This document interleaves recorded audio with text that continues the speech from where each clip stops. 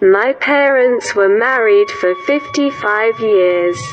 One morning, my mom was going downstairs to make Dad breakfast. She had a heart attack and fell. My father picked her up as best he could and almost dragged her into the truck. At full speed, without respecting traffic lights, he drove her to the hospital.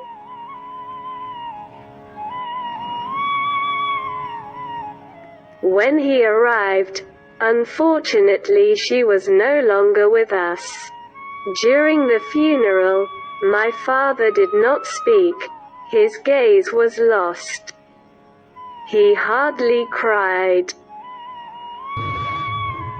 That night, his children joined him. In an atmosphere of pain and nostalgia, we remembered beautiful anecdotes and he asked my brother, a theologian, to tell him where Mom would be at that moment. My brother began to talk about life after death, and guesses as to how and where she would be. My father listened carefully. Suddenly he asked us to take him to the cemetery. Dad. We replied, "It's 11 at night, we can't go to the cemetery right now." He raised his voice, and with a glazed look he said, "Don't argue with me. Please don't argue with the man who just lost his wife of 55 years." There was a moment of respectful silence. We didn't argue anymore. We went to the cemetery. We asked the night watchman for permission. With a flashlight we reached the tomb. My father caressed her, prayed and told his children, who watched the scene moved, it was 55 years, you know. No one can talk about true love if they have no idea what it's like to share life with a woman. He paused and wiped his face.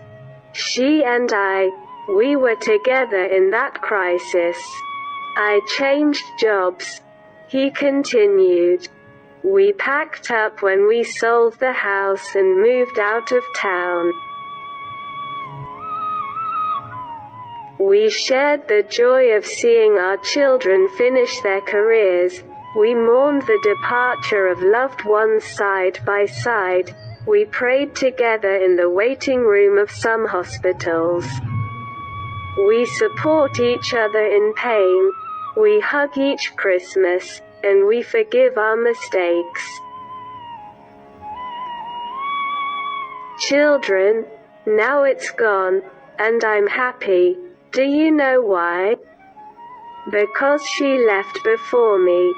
She didn't have to go through the agony and pain of burying me, of being left alone after my departure. I will be the one to go through that, and I thank God. I love her so much that I wouldn't have liked her to suffer.